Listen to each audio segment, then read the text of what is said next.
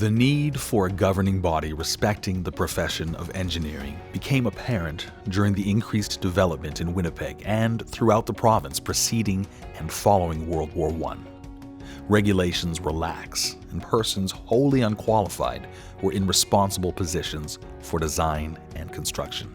This resulted in an act regulating the engineering profession being passed on March 27, 1920, and the start of our association. We know our profession the best, and nobody else has the expertise to be able to tell us what is right and wrong. And that is where self-regulation is very important, but because we're not just looking after our own self-interest, we're looking after the public of Manitoba, the public of the province who we exist for. I think it's a huge responsibility we have on our shoulders to be able to self-regulate ourselves.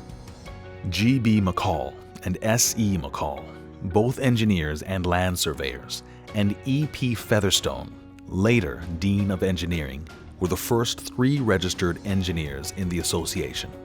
Many of the first members of the association had similar family names, and some of those names are still familiar today, seeing the tradition of engineering passed from generation to generation, while also seeing new names as the world became smaller and more people saw Manitoba as the place for them.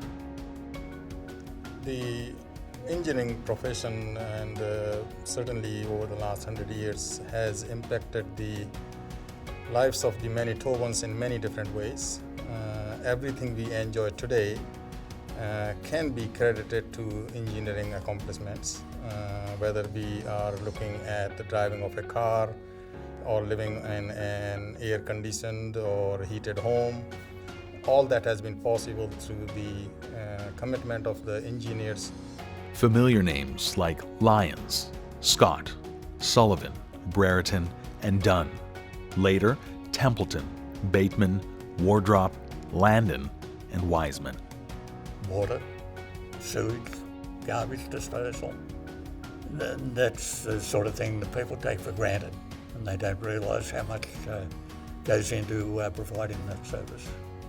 Over the years, the association and its members have met the challenges presented by events such as the Great Depression, World War II, mass immigration into Western Canada, natural disasters, and COVID-19. The development of the province's natural resources and the North has contributed greatly to the prosperity and standard of living of Manitobans.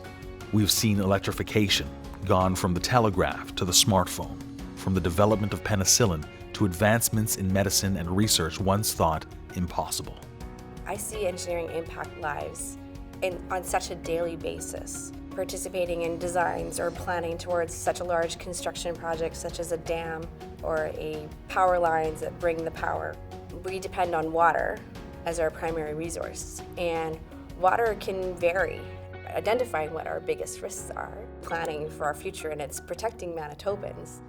The association has helped to ensure that these challenges were met successfully by qualified professional engineers and geoscientists, aware of their responsibilities to society.